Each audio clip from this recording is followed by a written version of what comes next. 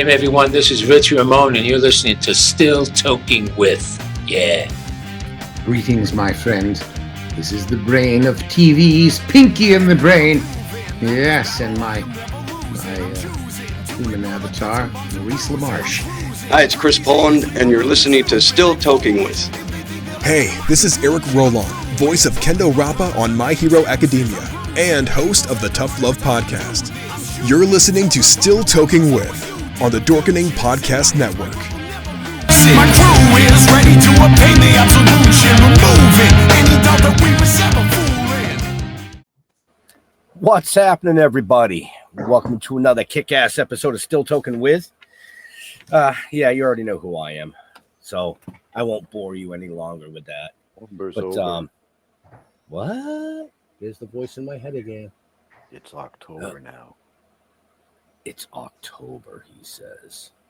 Time for some scary stuff. Well, we'll get to that later.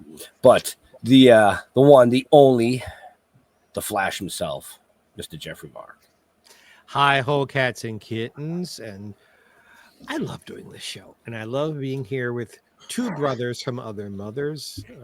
Ben is one, and the other is our other co-host. And boy, both these guys are really good looking and really smart. But this one's name is Jeff Holman. Jeff.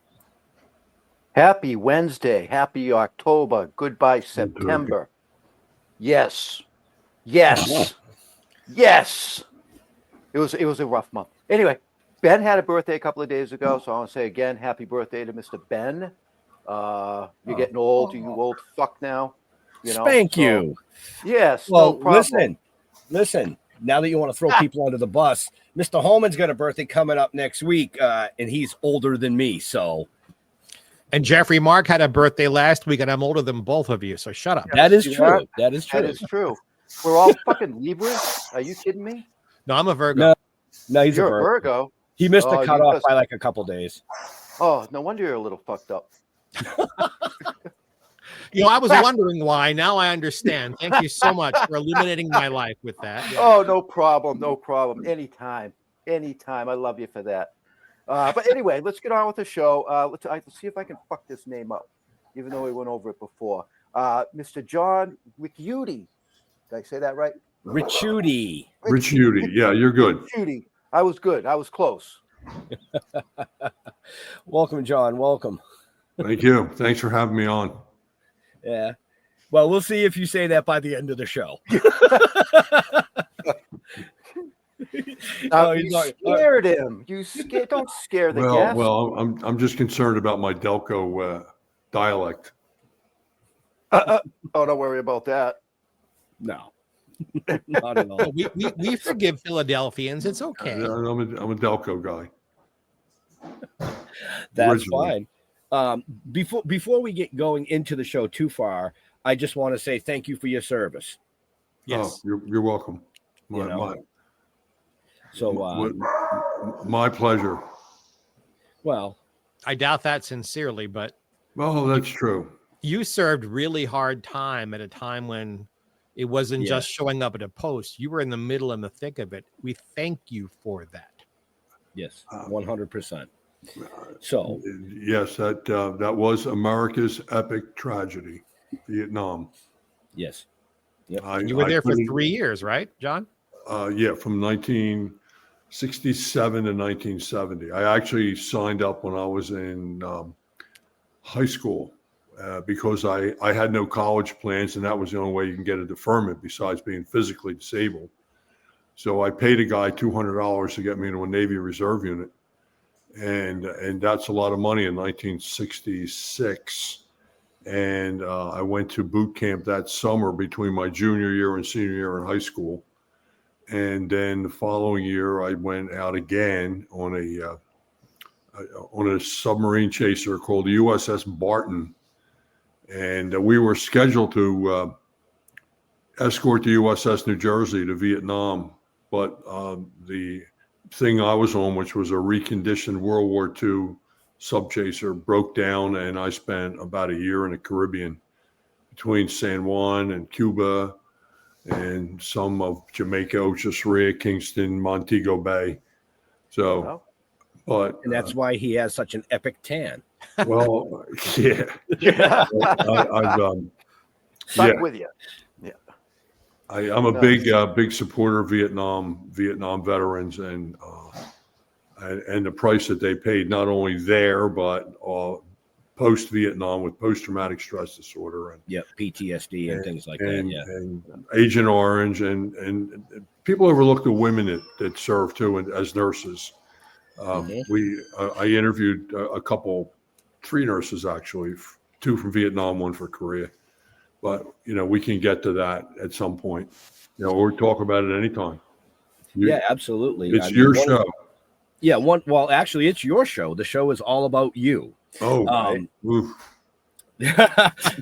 one of the things for our viewers and our listeners that have been following us for the 6 years now, we always close the show giving props to our veterans and first responders, because without people like you, we can't do these things that we do.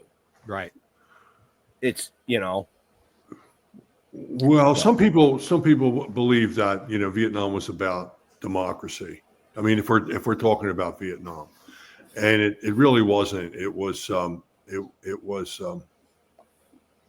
civil war that we sent my parents' generation, the greatest generation, sent their children 13,000 miles to get involved in a civil war, and as a result, there were 56,000 casualties there, and then post that. So, sometimes I'm criticized for that because I've been outspoken about it, that it was unnecessary, and it's something that we inherited from the French, Eisenhower. You guys probably know the history of it. And from Eisenhower to Kennedy to Johnson and Nixon and all the other stuff, and it's really, I remember all the rallies and I don't know how old you guys are. You guys all appear to be too young for Vietnam, but it was a terrible time in our country, in our history. And it's a shame, because I do know veterans, as does my film partner, Jill, knows veterans that are still suffering from Agent Orange and, and all the things that went with it, suicide and domestic violence and everything else. But anyway. Right. John, did you ever have a chance to go back since the fall? To Vietnam? Yes, sir. Yeah, but I've never chosen to go back, because I never chose to go back, I should say.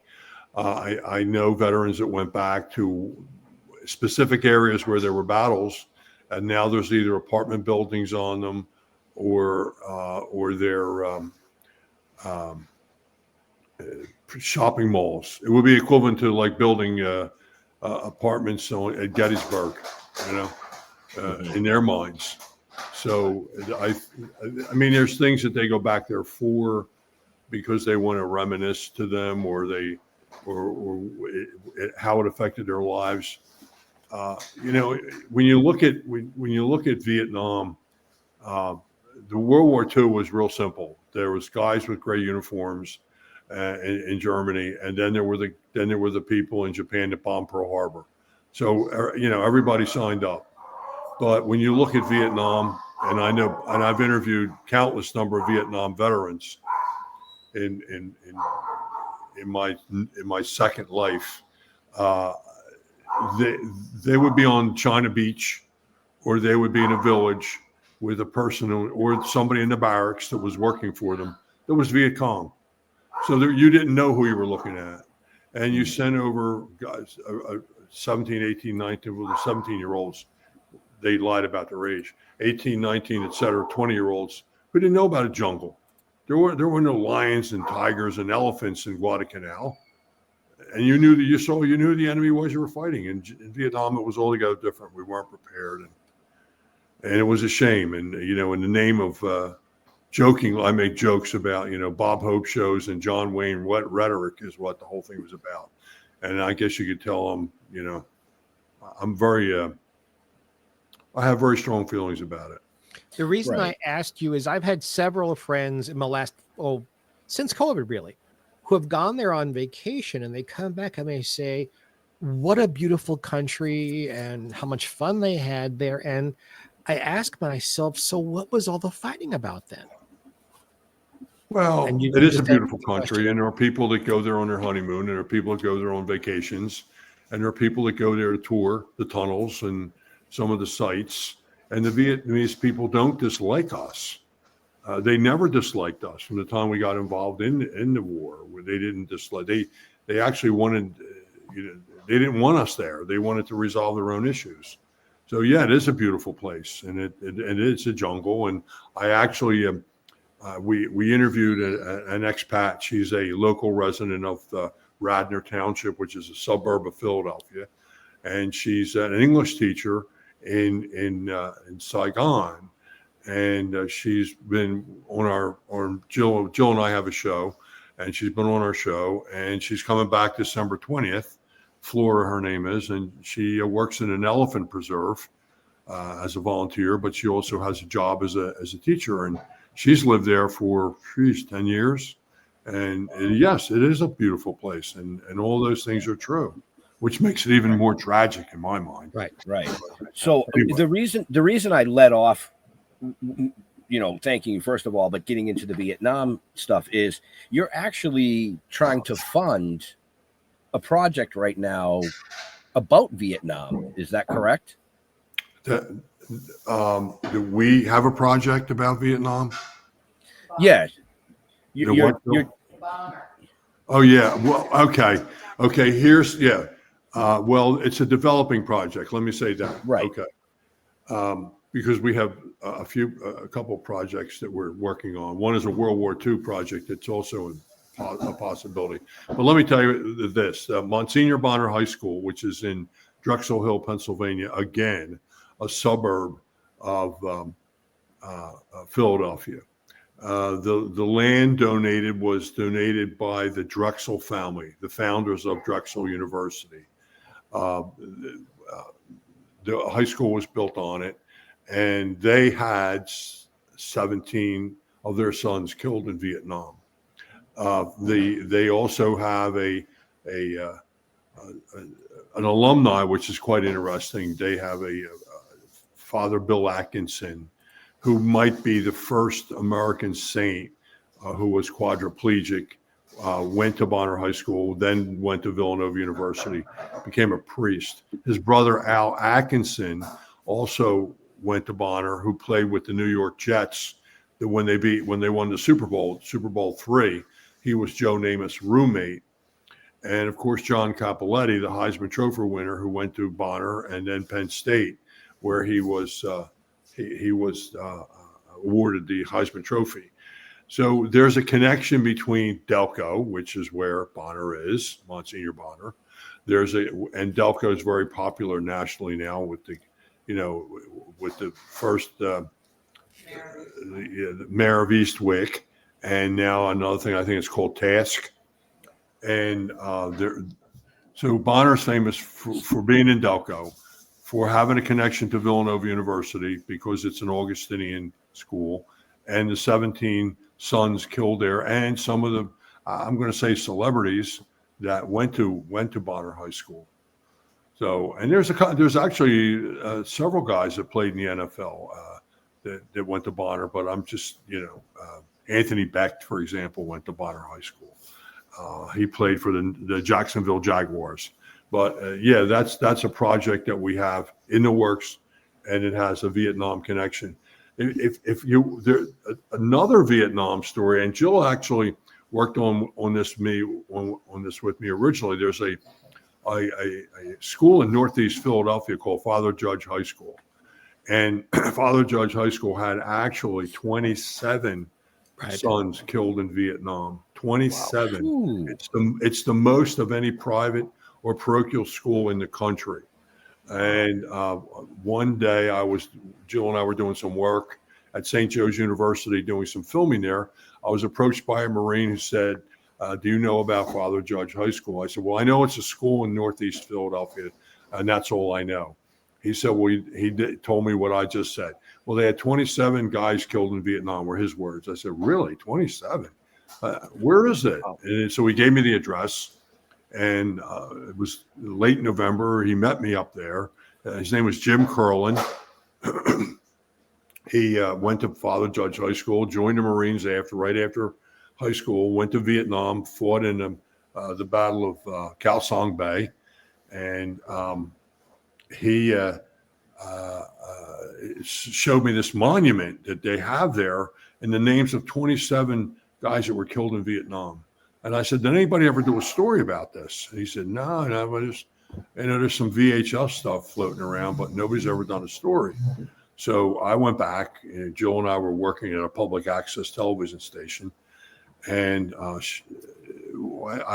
we started to drum up some stuff, and I started to do some digging, and then I got the Alumni Association interested, and then people started to put up money.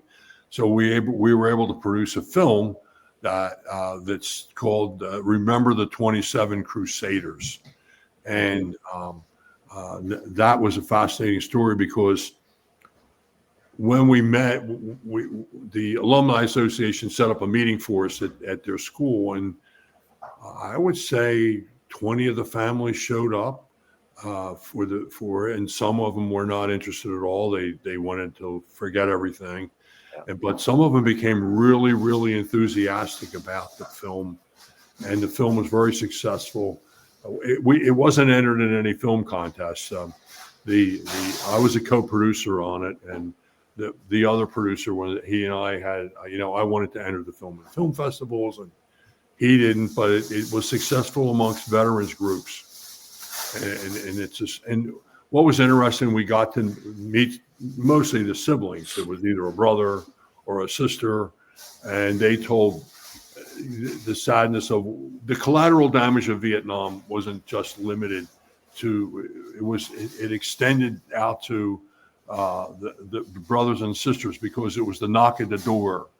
And who came? It was an officer, and the shock of the parents. And so many times, when I would be talking, we must have talked to at least 15 families, and so many times and they were shocked that their son was killed, and I would sit there and say to myself, oh, what did you think was going to happen? I never said it out loud, and of course there were some shocking things that they said. Some of the things didn't get into the film because we agreed that didn't want to make it political. We wanted to make it more patriotic. And but one of the things was there was Kildare, his name was. I forget who his dad was, but their last name was Kildare, and they were Irish immigrants.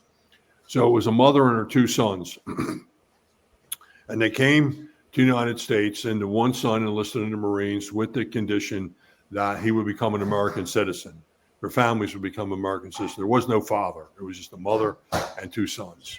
So he signed up and said, okay, and we'll be citizens. Well, he was killed. The mother went back to the recruiting officer and said to the recruiting officer, well, my son was killed in Vietnam. Yeah, I'm sorry to hear that. Well, how about our citizenship? And he said, what citizenship? That's stunning. There was another example of a father who was a Guadalcanal Marine. His son joined the Marines and was killed in Vietnam. And his father became interested. He was very proud in the beginning. Now, this story that I'm telling you, I'm sorry, let me go back.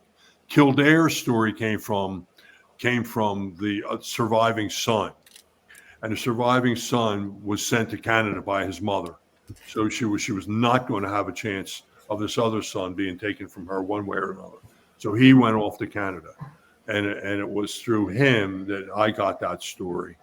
The other one was the Guadalcanal Marine, who was very proud of his son when he joined the Marines, and it was typical Semper Fi, hoorah, Marine Corps, and very respectful. But then his son got killed, and then his father became, I'm not going to say sat up and paid attention, but he became like, why did my son die? What happened here? And what was it worth? Was there a purpose? And the more he dug, the more he realized that this was really wrong. And he became an underground railroad for getting guys to Canada. This was a Guadalcanal World War II Marine that had done this. That story came from his daughter. there was just so many stunning stories. One, Natali, his name is, he's on the wall. Natali, he was, his mother found out that her son was killed on her birthday. So there was never kind of any birthdays after that. And that was told to me. That to me was a stunning story. One of the ones that I found most compelling for me was there was an Air Force. He was a load master on a plane, and if you recall, Nixon was going through the back door to go into Cambodia, and this man's recruitment was over, and he was going to be able to go home, but he said, "Well, I'll go on this mission." And the plane crashed in Cambodia, and he was killed. So they did not want to put his name on the wall in Washington because it was not considered killed in Vietnam. And the family, I think, sued or they filed something, but eventually his name got up on the wall. And I thought that was sad because when his brother told me the story, he got very emotional about it. So to produce a movie like that is very moving. It's very deep and detailed, and it's very educational and informative. And that's always been Joel's and mine mantra, to do something educational, informative, and entertaining. And although the Vietnam story wasn't entertaining, but it was educational and informative. And she got a chance to initially work on that with me. So we're hoping to achieve the same results, assuming we get the Bonner project. And then if you want, I can tell you about the 14th Armor Division project as well, which is a World War II story. See, I'm loving this because when I watch films, I love to watch those style of films. The natural real occurrence, documentary style, based on, especially when it comes to military, so I would love to hear about the other project. I don't know about the other two guys. They're ready to go to sleep. I'm rolling with this. I don't want to keep you, I don't want to put you guys to sleep and bore you, No way. This is fantastic. John, nobody here is shy. If we were falling asleep, we'd tell you, believe me. Okay, thank you. We're just listening intently. We were approached by the Radnor Historical Society. The lady who's the director, Jennifer, contacted me and said, "Listen, I've got all these pictures from my grandfather. He had just passed away, and they're really interesting. You might want to come over and look at them." I said, "Oh, okay." She said, "I don't really know what to do with them." So I looked at the pictures, and it was the 14th Armor Division, and they liberated 100,000 POWs. They from Strasbourg all the way down to excuse me, I'm not sure where, Berchtesgaden. There are no results for that. They is that your phone or somebody's or what? Mine. I turned it off. They went down to Berchtesgaden. Anyway, the pictures were fascinating. There are these. As I'm going through the pictures, I'm saying, well, okay, they're going. It's a tank. It's a tank group. They're going through towns in Germany, and eventually here they are at Berchtesgaden. And I said, oh my God, they're sitting in a wine cellar, and one guy's sitting in Hitler's chair, and other guy's like sitting in a bathtub. And I said, wow, these pictures are like really incredible. And then she showed me a painting. She actually had a piece of artwork that was taken out of it. It was probably cut out of the frame and taken. And it's a painting of a woman. So she gave the pictures to her. I said, I don't know what I can do with the pictures. I said, except make copies of them. And she gave the pictures to her sister, who wrote a book. And she published a book about the 14th Armor Division, and now she's going to speak at the Radnor Library about the group. Now, if you watched Masters of the Sky, the Spielberg thing that was on one of the cable networks. Mhm. There's I think it's chapter 8 or episode 8. Episode 8 is the 14th Armored Division liberating prisoners of war, some of whom were Tuskegee Airmen. And Jill and I had the good fortune of interviewing the son of a Tuskegee Airman, who was also told us some really interesting stories. But that's what the 14th Armored Division was most famous for, is the rescue of or the liberation of POWs. So she's written this book, and we're trying to raise money through grant writers as the Bonner Project, and to do the actual tour that they took, like in about 6 days in Germany next year, hopefully. And the Bonner Project, well, we can do that locally. Wow. The president? Oh, that's Mark Kolkowitz. Yeah, we never did a story about Mark Kolkowitz. He owns that's another story. We've never come to fruition with that. Hey, John, could you connect some dots for me, sir? I'm sorry? Could you connect some dots for me? Sure. You served brilliantly in Vietnam. And again, thank you for your service. And you're a filmmaker, but there's this period of time in between where you were, and I'm looking at my notes because I just want to say it properly. You were retired from SEPTA, which is Southeast Pennsylvania Transit Authority. Right. How did you go from working for the Transit Authority to becoming a filmmaker late in life, where there are young people dying to be filmmakers who never get the chance? Well, it's a real quick story. Too bad. I started out after I got out of the Navy. Why my story's too long? I'll shorten them up. No. You said, no, you said it was too short. I said too bad. No. It's. I'll tell you. I was 20 years old when I got out of the Navy, and I retired from as a director of transportation. So along the way, I got promoted through the ranks, and I went to Villanova University, and I went to graduate school at Cabrini, which is now Villanova University's property. But I got promoted through the ranks, and as part of my job as a director of transportation director, amongst other duties assigned, I would go out and speak in schools, and I had a lot of speaking engagements, and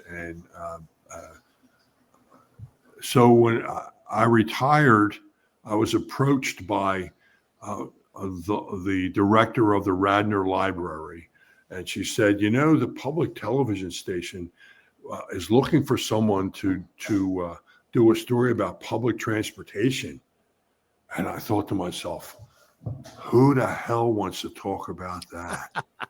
Having done it for so long, I said, okay, where do I go and find out about this person or this stuff? So she takes me over to which is right around the corner from the library, this public television station, and introduces me to a man named George Strimmel. So George is now 90 years old. So he sits me down in front of 3 cameras and says, talk to the cameras. So I said, hello, my name is Jhn Ricciutti, and I am a retired director of transportation at SEPTA. I had only been retired for about 6 months when this happened. He said to me, you were born to do this. I said, okay, I guess he needed a body, I thought, maybe, whatever. So my job was to bring in people that are transportation related. Well, I knew a lot of people that worked for SEPTA, and we could talk about buses and the railroad and trolleys and all the other these things that I thought were really terribly boring. So one day I went to George and I said, George, I would like to do something other than talk about trains and buses. He goes, well, what would you like to talk about? I said, well, I don't know. I'll find something. So I was at a dinner and I met a man, 2 men, one who was coincidentally, some things are just serendipitous, One man, Herb Armstrong, lived to be 102 years old. He was General Patton's admin, whatever. He was Patton's assistant. Went all the way to Czechoslovakia, wherever Patton went, he went. And he lived in Rudolf Hess's house during the occupation of Germany.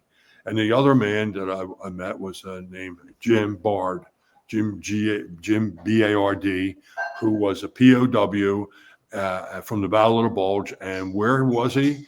He was in Dresden as a POW. So you know what happened there. I got them both, interviewed them. I said, this is really funny. I said, do you know any other veterans I can interview? They gave me the names of one person. One thing led to another. Now, I'm interviewing the next guy walking down the street, book authors, lawyers, criminals, anybody. I said, this is really fascinating. So then I said, you know what? I like to make a story about SEPTA. So because I still was on friendly terms with them and I hadn't criticized them in any great detail, I went and to the general manager at the time, Jeff Knuppel, and I said, Jeff, I'd like to do a documentary about the SEPTA's control center at 1234 Market on the 19th floor. And he goes, sure, what do you need? So he gave me everything I needed. We hired a film crew. We George raised the money. I think he raised $15,000. Got it from an anonymous person, and we produced a documentary about SEPTA's control center. And the film editor, a brilliant guy, got an Emmy for it for film editing. So I said, this is great. And then it went from there. George retired. I became the interim general manager, and George was a fascinating guy. He was 80 years old when he met his, third wife, who had all the money in the world and wanted the rest. And he married her. He moved to Philadelphia, still living a wonderful life. And I said, well, I don't know anything about running a television station. What do you want me to do? He said, ask Jill. And I said, who's Jill? He said, the lady that brings in the films. I said, okay. I called up Jill. I said, you want to do it? She says, no, I can't work with you. You're too macho. You're Italian. I can't work with anybody. So I said, she went to George and told George, I can't work with that guy. And she goes, oh, no, he's really easy. You'll have no trouble with him. And she was right. So she came to work for us, and we agreed on how much she would be paid. And within an hour, she was running everything. And so then I had a chance to expand my thoughts and do other stuff. So, and it just went from there. It was incredible experience, and it continues to be an incredibly fun experience. And then so Jill and I had philosophical differences with the board of Radnor Studio 21, because they were a bunch of mustache Pete's, old men, and they got tired of my act, which you probably don't find hard to believe, and because I can easily get on people's nerves. And they got rid of me. And then Jill said, well, I don't need this bullshit. And she left. So then we got together, and Jill was was invited. This gets interesting. She gets invited by ministries in Kensington to go to do some filming for children that get to eat a full meal on a Thursday night. So Jill and I drove up to Kensington. Jill has a white BMW. I said, we can't go up in that, Jill, because only drug dealers drive those cars. So we can't go up in that car. So we went up in my truck, my Ford truck, and we drove around. And she said, we got to make a movie about this. So, and I said, okay, it's really awful, but she had a different vision than I did. And because I just thought it was just really scary, but for her, it was like a fabulous moment. So she went to a source gave her the money, and we produced a film that got an Emmy nomination for which was a story called Kensington in Crisis. And other than looking like pure drug porn, This was a film that was educational and informative. I can't say it was entertaining. It was entertaining in a sense that it kept your attention, but it was. She did it. We had a fabulous editor, and Jill was the co-editor on it. So between Jill and the editor, Isaac Mell, his name is, brilliant editor, and between the two of them, produced this really good film. The music was contributed by one of the Hooters. I don't know if you know about the Hooters band, which is a local Philadelphia band. They're still in circulation. They travel in Europe and everything. And they contributed some of the music, which coincidentally had a real strong drug flavor to it. And we interviewed some really good people to produce the film. And it wasn't just the crappy, awful stuff that you see, people in awful situations. It was a very good film, and I think it's still. Where can you see the film, Joe? YouTube. The film is on YouTube. It's called Kensington in Crisis. Yes. Yep. Actually, anyone can see it. Yeah. So I'm going to ask a stupid question. We're interviewing. No questions are stupid. What? Oh, wait. I can promise. We are seeing you, sir. I'm assuming in your home, and Jill is there. It sounds like making dinner or. I'm something. in her house. You're in her house. Gotcha. In her house, and she's making cookies. She let you in? She let me in. Well, you in? Yeah. She offered him cookies. Her husband's here. Right. Her husband's here. Where it's the things are. That answers the next three questions. Okay. The fourth question is: you baited me with this before we went on the air. How many times have you been married? 3. 3 times. Okay, is that hard to believe? No. Well, wait a minute. The first time I was 20, I was in the Navy. It was stupid. Okay. And then I got divorced, and then I met a girl at a car show, and then I married her because I was suffering from Catholic guilt, so I married her, and then I decided I wasn't going to get married again. And then I saw a girl a few years later, and she walked like Ava Gardner, and I thought, well, that's it. And I'm still married to her, 25 years. So, yeah. Well, you did better than Frank Sinatra did. Oh, yeah. Well, he married her. He shouldn't have. I only married somebody to walk like her. Now, on a little more serious side, you have won 11 Telly Awards. You've been nominated for Emmys twice, and you've won one. Right. You are a very honored filmmaker. Would you tell our friends and fans who are watching what a Telly Award is? Well, a Telly Award it's very respected. There's some politics that swirl around Emmys. It's like Sundance Film Festival. There's some politics involved in that. But an Emmy is looked at truly. A Telly is looked at truly as a very respected award. It's not. It doesn't have the same elan, I'll say, that the Emmy has.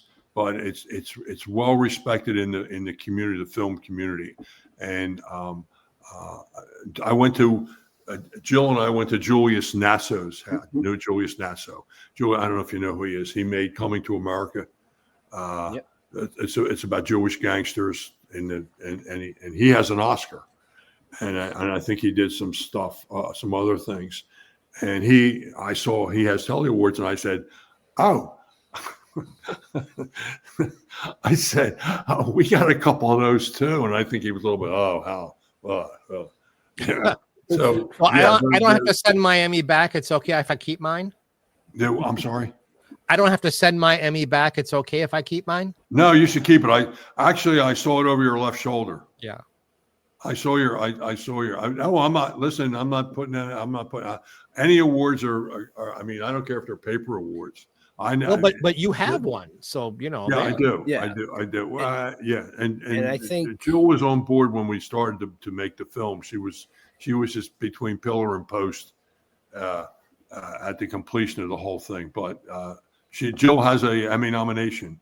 So I will say this: I never, ever set out to do it. Never imagined I would ever be able to. I would never ever imagine that any of this would ever come about. Here, I'll just give you a quick thing.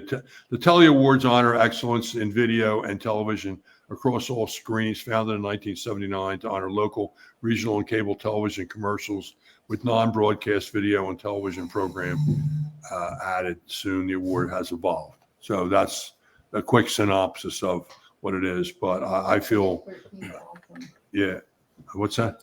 I get 13,000 entries. Yeah, 13 entries we've had. 13,000 entries. So 13,000 entries. I'm sorry. Wow, See, wow. yes. If it weren't for her, I wouldn't be. I wouldn't know what to say next. And for our Pennsylvania friends and fans, a piece of Radnor, Pennsylvania trivia. Back when TV Guide was about this big and was 15 cents and was in everybody's home, Walter Annenberg published it, and the home office was in Radnor, Pennsylvania. You're right on Lancaster Avenue, right off of Lancaster. I'm sorry. No, it's okay that it was there. But I never thought I'd ever do this. Do this and produce. The other thing I really truly was educational, informative, and entertaining, which I really thought when I met George Martirano. We were introduced to him. Joe was actually finishing up the Kensington film, and I had a friend, Joe Petrellis, who was a 96-year-old forensic and fashion photographer. And we also did a story about Joe. And Joe said, "Come over to my house. I want to introduce you to someone." So this was this Christmas, New Year's Eve, 2019. And George had been out of jail for a couple of years. In fact, he still was not allowed to drive, and he still, I don't know if he was on a monitor or what, but I went over to George's house, and went over to Joe Petrellis' house, introduced me to George Martirano. George Martirano is the son of Raymond Long John Martirano. And Raymond Long John Martirano was Angelo Bruno of the famous Philadelphia mob, who was connected to the Gambinos. He was his consigliere, or his driver. So Angelo Bruno was also George Martirano's Christian godfather. I initiated it with Christian, so I didn't want to say godfather. So he was probably both. So he proceeds to tell me his story. I said, "Well, what is it about you?" He says, "Well," he tells me he went to prison. He was sentenced to life without parole. He was essentially for marijuana. I mean, even though he was the Home Depot of marijuana, he was sentenced to it. But the surrounding characters, the nefarious Bobby Simone was a famous defense lawyer in Philadelphia who was nefarious, and he sold him out because Simone was a degenerate gambler, drug addict, and drunk. And he sold Martirano out to Nicky Scarfo because Scarfo wanted his Martirano's business, and therefore he sold him out to Judge John Hannum, who was a federal judge appointed by Nixon, and there's a famous club in Philadelphia, which I won't call, that Hannum was a member of, and only WASPy people could be members of it. And Hannum used to bring Simone into the club. Now, at that time, you couldn't get a black, an Italian, or a Jew going into this place. In Philadelphia, it was strictly WASPy. And Simone used to go in there because Simone used to provide him with ladies of the evening. And Hannum lived a double life because his son told us that when we interviewed him. And he sold Martirano out because he had gambling debts that he was getting money from Scarfo. So he was giving Scarfo free legal advice. So you have Scarfo connected to Simone, connected to Hannum, and then of course you have the prosecutor, that I call the worst kind of Italian, an Italian who didn't want to be an Italian, and that was Lou Pacini. And he, when we were making the film, I know Pacini had an ugly divorce because the more you research, the more you find things. And I tracked down his wife, and I was hoping his ex-wife, and I was hoping to get a really bloody, gory story about him, about what kind of a person he was. So anyway, that was so Hannum sends, because he had no sentencing guidelines at the time, and Reagan was all into doing drugs. So Hannum sentenced Martirano, first time offender with no gun, to life without parole, and he served 32 years of it. And we interviewed one of the lawyers that worked to get him out of jail, which was Andrea Folks, and then the other famous lawyer that actually got him out was the one that got Andrea Knox out of Italy. So the stories that we got we got from Martirano were absolutely so entertaining, and there's two of them that I'll quickly tell you if you got the time. The Martirano family, along with Angelo Bruno, they owned clubs, and they had cigarette machines and everything, vending machines all over Philadelphia. But they also owned, near the Walnut Street Theater, there's like an alley in Philadelphia where, and along that alley there was I'm going to say a small cafe, a bar that the Martirano family owned. Paul Newman and his wife Joanne Woodward were funding a FUNDING, funding a film, not a film, a play along there. So Paul Newman liked to smoke, and he would frequently go out. And young George Martirano, he would be standing out front of there, he was like the doorman, or like the host, greeting people that would come in and out from the theater and whatnot, because they probably did a great theater business. So one night, and he got to be friendly with Paul Newman, and they would talk all the time. And Newman was a Budweiser drinker, so Georgie would give him Budweisers and whatever, and they would bullshit. I don't know. Am I allowed to say, shit and stuff like that on the show? Fuck no. Fuck yeah. I won't drop any F-bombs. So we'll do that. One night he comes out, Paul Newman comes out, and he says to George Martirano, George,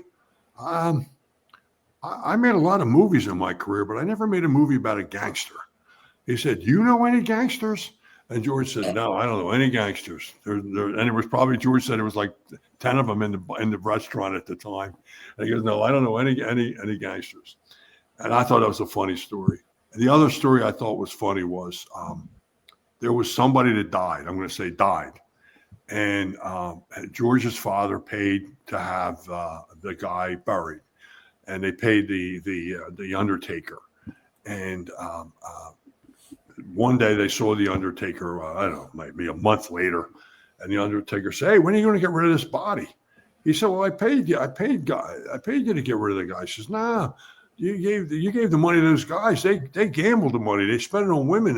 We don't. And he goes, well, all right, here's more money. Go you get rid of him. He goes, well, no, I don't want to. You give the money to the other. So he gives the money to the gangsters again, and the gangsters go. And 2 months later, he goes, when are you going to get rid of this body? And he said, I paid to get rid of the body. He said, where is it? We'll take care of it ourselves. He goes, it's in the good humor truck. I said, you mean the one that goes around the neighbor? The neighbor? Yeah, the body's in the ice cream truck. Okay. One last one. Now, George Martirano, father, Raymond Longjohn, lived on 7th and Fitzwater Street in Philadelphia, which is near a restaurant called a Saloon, and it's a very narrow street that he lived on. So George had a big load of marijuana came up in the middle of the night in a U-Haul truck. Well, George said, I don't know, where am I going to put this? So we drove the U-Haul truck. The guy said, well, it's your problem now. I don't want it. It was like a 50, it was a big box truck. I don't know how big.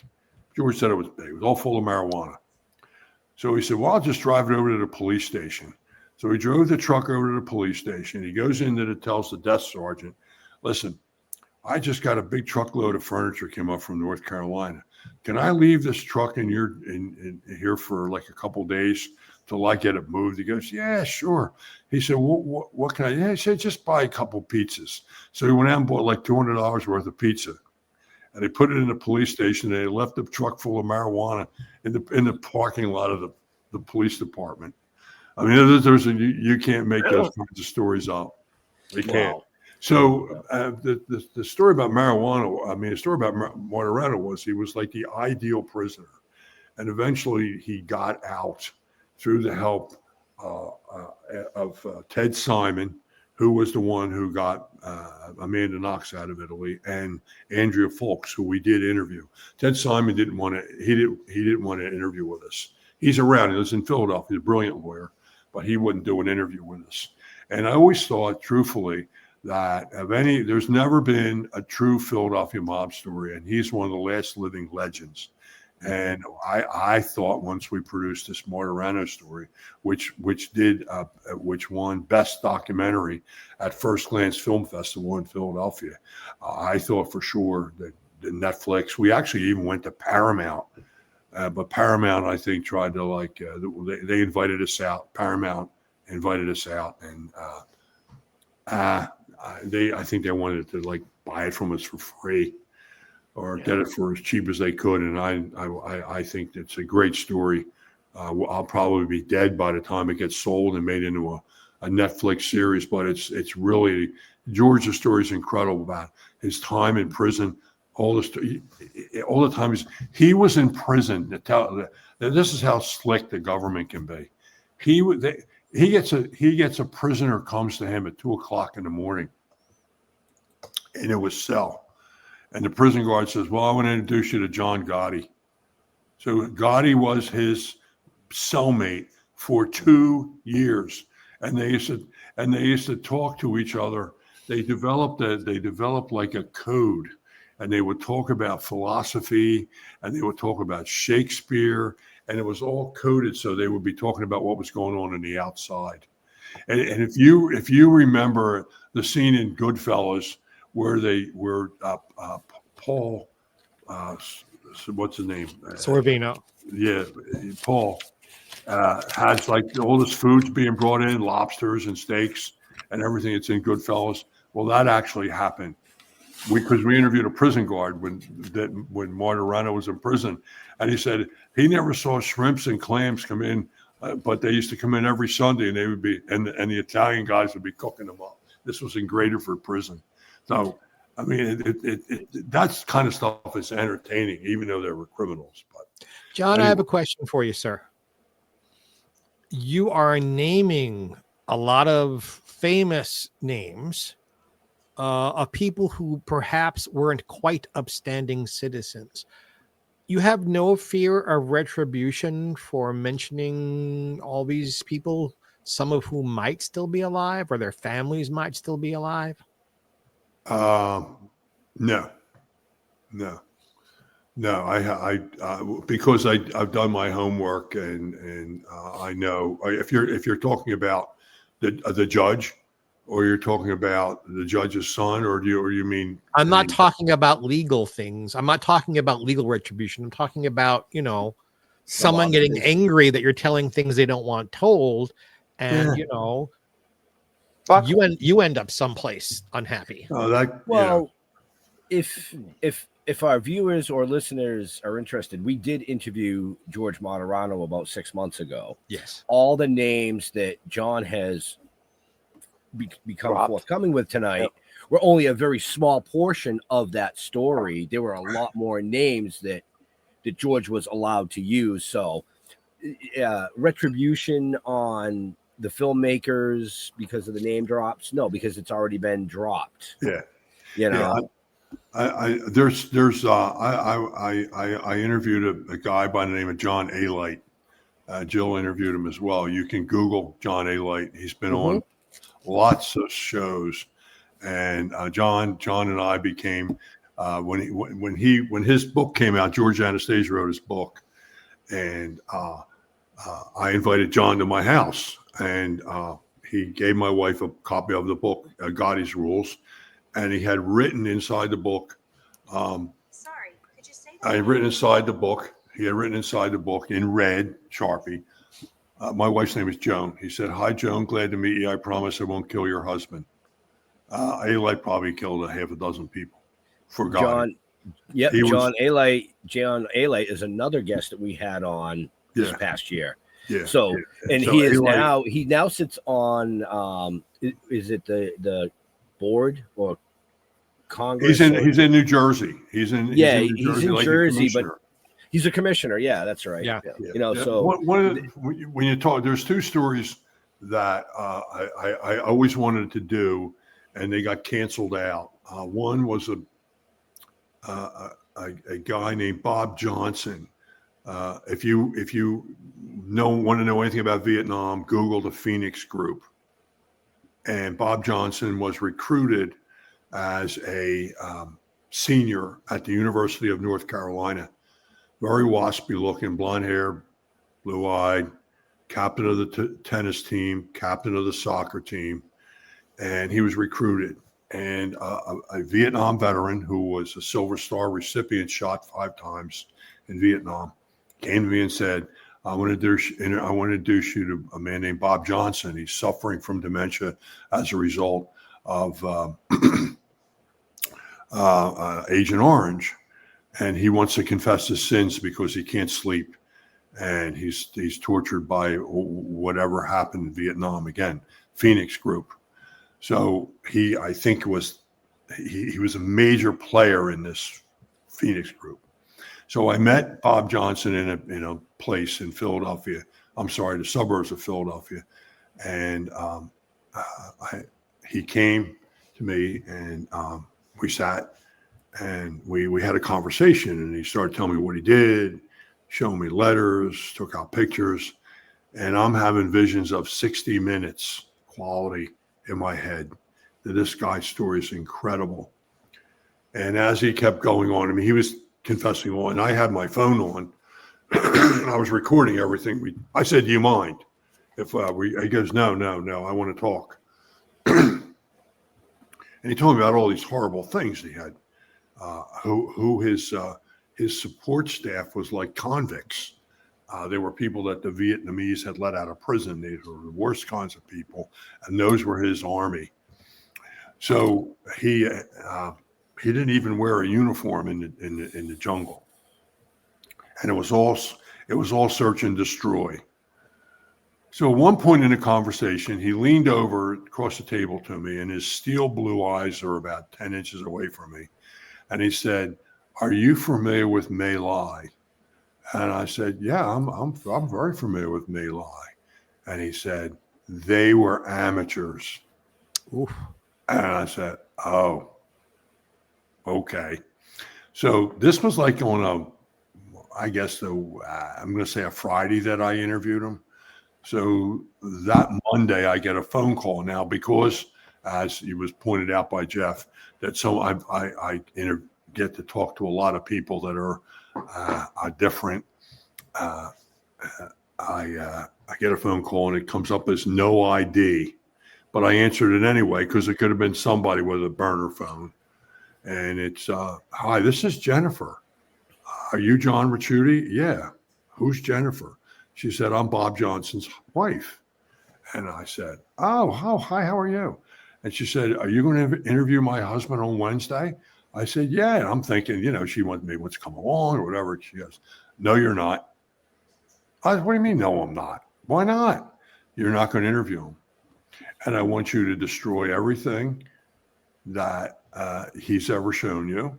I want you to delete anything that you may have recorded. And I want you to forget anything he's ever said. And because the person that introduced me to him is a friend of mine still to this day, Silver Star recipient, shot 5 times in Vietnam, I did not retort anything she said. I said, okay, all right. And I said, that was the end of it. She said, thank you. And she hung up the phone. I didn't know that Jennifer was a very, very attractive Chinese woman until I met her at his funeral that she invited me to, and that everybody should have this funeral, where it was at a very exclusive country club. He had died about 6 months later. And she contacted me through this friend.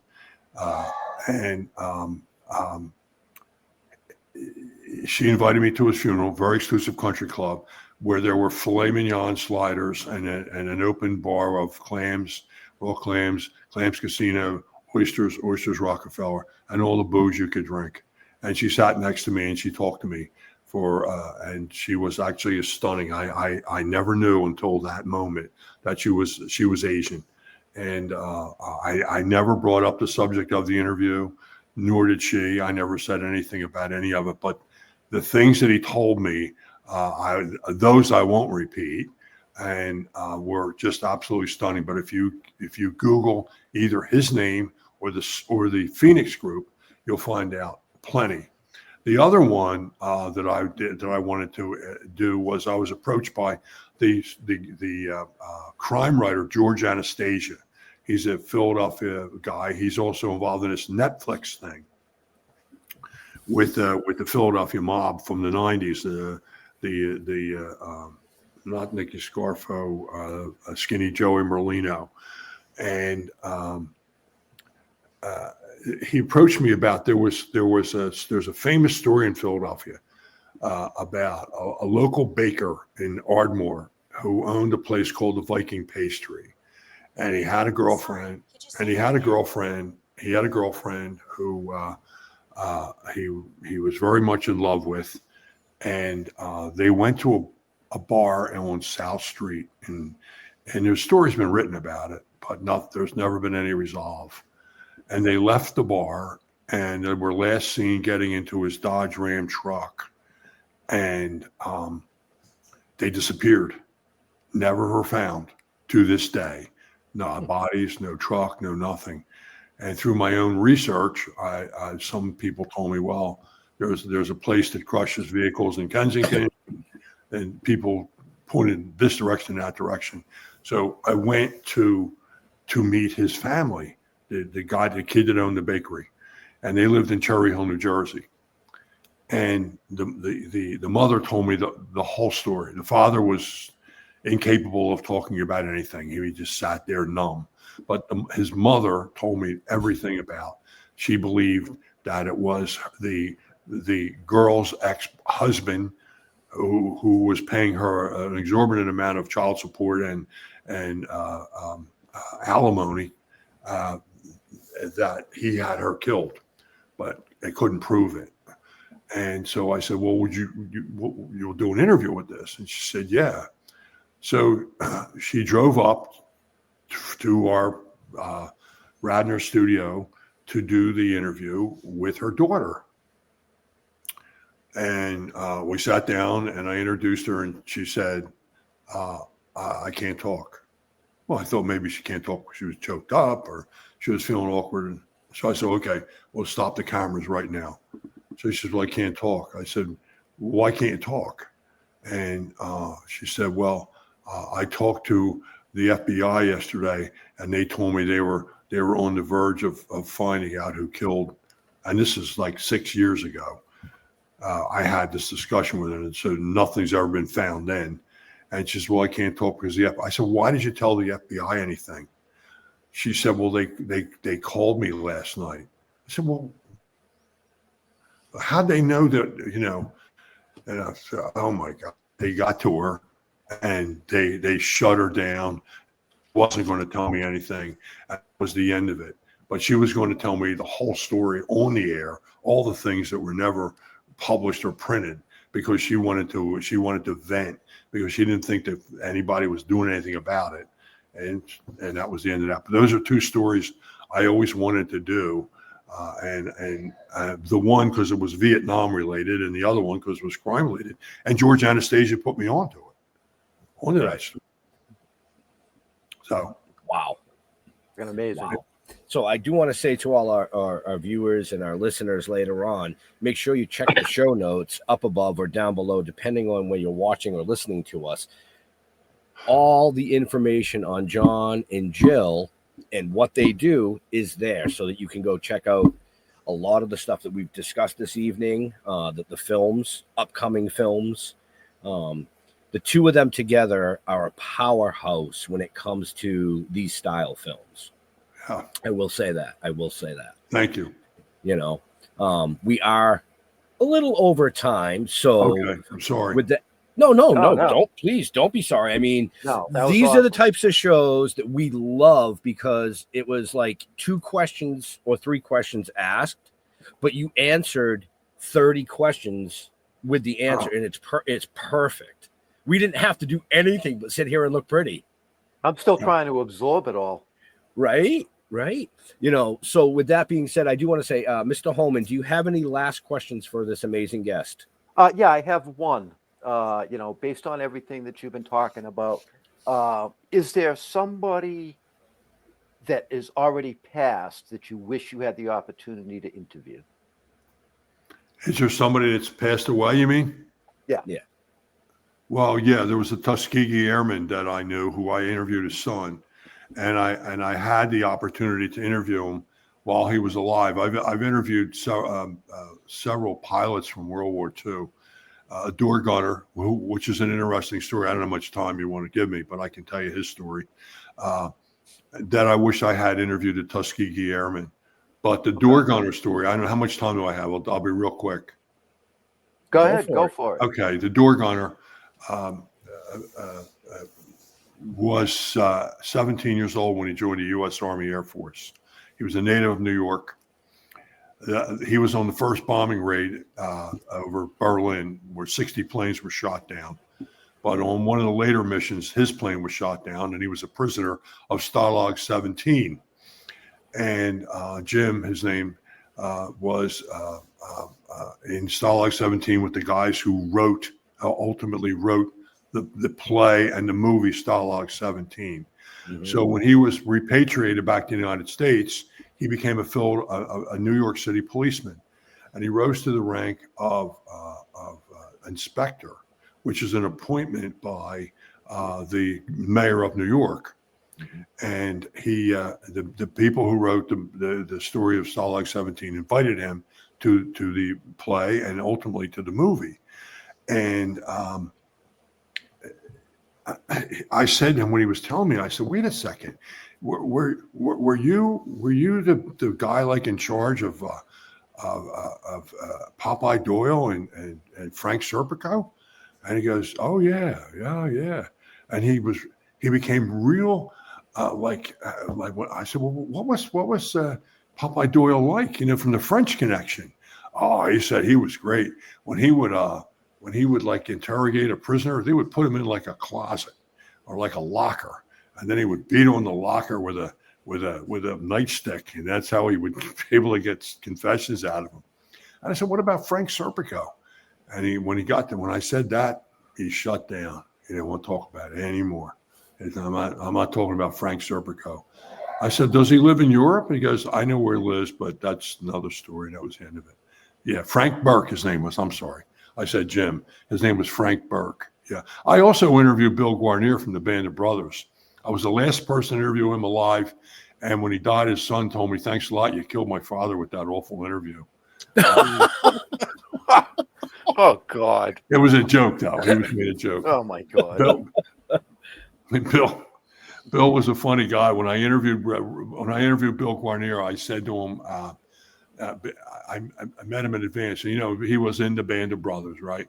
And and I said to him, and Bill, there's a couple things I'm going to ask you, but you can't say fuck, because Bill dropped F-bombs like they were nothing. Because I usually interview people in advance of me interviewing them. I talk to them to see what they're going to be like, how interactive are they going to be, et cetera. Get a feel for them. This last story, then we'll go. And I said to him, there's no drop of the F-bombs. And Bill lived in a 14-foot row home in South Philadelphia. And he looked at me and he said, kid, are you fucking telling me I can't say fuck in my house? I go, well, okay, Bill, then we'll just have to, we'll delete it out. That's why. Okay. And then was one part I was asking him, I had read his book, Band of Brothers. and I was talking to him about the German paratroopers. So I said, now, Bill, I'm going to get to a part of the interview. I'm going to ask you about the paratroopers. He goes, yeah, that's okay. Bill was like 90 when I interviewed him. And he goes, yeah, that's no problem. So we got to the part of the interview. And I said, Bill, I want to talk to you about the German paratroopers. He looks at me, kid, are you fucking stupid? Didn't we talk about that earlier? I go, no, I'm sorry, Bill. And I just went along with it. I just let it go like it was nothing. He was a great interview. Great interview. All right. I'm sorry. I know I went past your time. No, you're good, it's fine. It's fine. I mean, I don't have to pee yet, so we're good. I mean, Jeffrey Mark might have to. Mr. Holman's probably getting a little hungry. So Jeffrey Mark, any last questions? John, you obviously have like 17,431 stories to tell. I have many stories. Yeah. Have you ever thought about writing a book about you? I'm writing memoirs. Jill has helped me with. We interviewed someone, so I'm not. There would only be vignettes. I'm not going to write a whole story. I'm just going to write vignettes. That'd be good, though. Yeah. No, I'll I mean, I could tell. I have SEPTA stories. I have. Well, as we saw tonight, folks, we could probably do a 5-part miniseries with this gentleman. Thank you. But like I said before, make sure you check the show notes up above or down below, depending on where you're watching or listening to us. All John and Jill's information, they're business partners, folks. They're a powerhouse in the industry. Check them out. Watch the stuff. Like, we've been blessed to interview multiple people sent from these films. And you love those shows, so hey, you're going to love their shows. So with that, Mr. Jeffrey Mark. Yeah. Where can people find you on the social medias? Well, as it is spelled right there below to my right, Jeffrey Mark. I'm on Facebook, Jeffrey Mark Showbiz, and Instagram. I believe it's at Jeffrey Mark at LinkedIn. And if you love this show and look at who my two co-hosts are, how could you not? There's two sister shows to this one. Jeffrey Mark plays Ella, which Ben produces for us, which every week we play Ella's music on a theme, Ella Fitzgerald, that is. And I give you all kinds of insider stories about how the music was made and why it's important. And we're producing a 5-episode special arc. Jeffrey Mark plays Merman, being Ethel Merman, and the same is true. Insider stories about her music and the shows from which the music came. And I've got 2 books I'm working on, and I'm rehearsing 82 songs for a singing tour next year. So I'm a busy boy, but my heart belongs to Ben and Jeff. Mr. Holman. I'll follow that up with go to stilltoking.com.